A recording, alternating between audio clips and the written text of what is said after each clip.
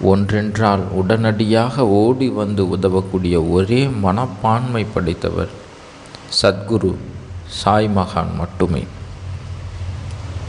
நீ எங்கிருந்தாலும் சரி, எந்த சூழ்நிலையில் இருந்தாலும் சரி, சாயப்பா எனக்கு உதவுங்கள் என்று கண்ணீர் மல்க தன் இதயத்தில் வேண்டிக் கொண்டால் போதும்.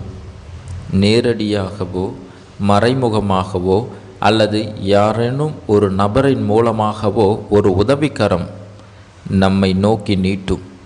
அது அந்த நபர் அல்ல, அதுதான் நம் சாய் நமக்கு கொடுக்கும் உதவி என்பதை நாம் புரிந்து கொள்ள வேண்டும்.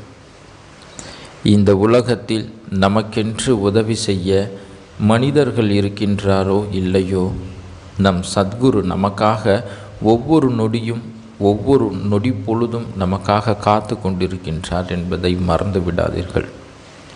யாரொருவர்